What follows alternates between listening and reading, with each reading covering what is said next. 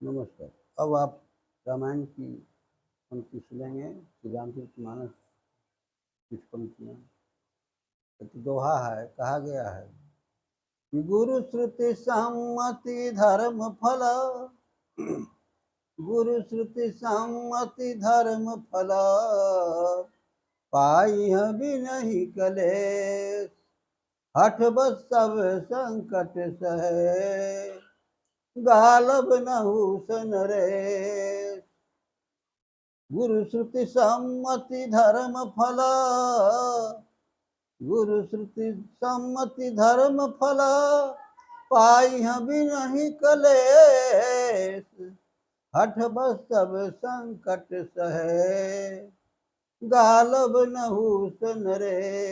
कहा गया है कि राम वनगमन के समय का ये पंक्ति है, दोहा है। श्री राम सीता जी को समझा रहे हैं, कह रहे हैं कि सब विधि भामिनी भवन भलाई, सादर सासु ससुर सेवकाई। कह रहे हैं कि हर तरह से स्त्री को, पत्नी को घर रहकर सास ससुर की सेवा करना, इससे बड़ा धर्म नहीं है। सास की सेवा घर में रह के करे, इससे बढ़कर के धर्म का कार्य दुनिया में नहीं है। और बहुत तरह से श्री रामचंद्र जी सीता जी को समझाए हैं, और उन्होंने कहा कि यदि नहीं मानती हो तो हठ दो लोग हठ किए हैं, वो गालब ऋषि और एक नहुस राजा थे जिसे रहुगन कहते हैं।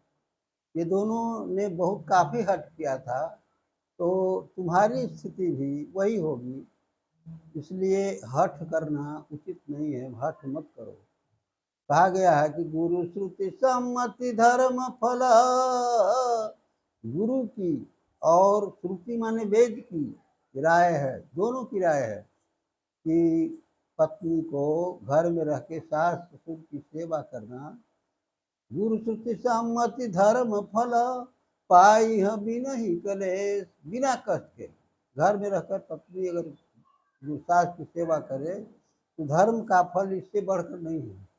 कहा गया कि गुरु श्रुति सम्मति धर्म फल, पाई बिनहि कलेश, बिना क्लेश के, बिना दुख तकलीफ के वो धर्म का फल प्राप्त होता है। और यदि उसमें कोई हठ करे तो हठ करने से क्या परिणाम होगा। जैसे गालब ऋषि थे, गुरु जानते थे कि गालब ऋषि घर का गरीब है, तो जब आश्रम की पढ़ाई समाप्त हो गई, पहले की पढ़ाई आश्रम में होती थी, तो अन्य शिष्यों को गुरु ने कहा था कि तुम्हें अमुक वस्तु गुरु दक्षिणा में लाना है, अमुक वस्तु तुम्हें गुरु दक्षिणा में। अन्य शिष्यों को इस प्रकार से आदेश मिला था, परंतु गालब ऋषि को कोई आदेश नहीं मिला। इसलिए आदेश नहीं मिला कि गुरु जानते थे कि घर का गरीब है, क्या लाएगा, कुछ भी नहीं ला सकता है। इसलिए गालब ऋषि को गुरु ने कोई आदेश नहीं दिया। लेकिन गालब ऋषि ने काफ़ी हठ किया गुरु से कि नहीं, मुझे भी आदेश दिया जाए, मैं भी गुरु दक्षिणा में कुछ लाऊंगा। लेकिन गुरु ने मना किया कि अरे तुम गरीब आदमी हो, गरीब छात्र है, मैं जानता हूँ तुमसे कुछ नहीं बन सकता है, गरीब क्या लाएगा। लेकिन गालब ऋषि बहुत हठ किए, बहुत हठ किए। तब क्या परिणाम हुआ, गुरु ने कहा कि जाओ 1000 श्याम कर्ण घोड़ा लाना है।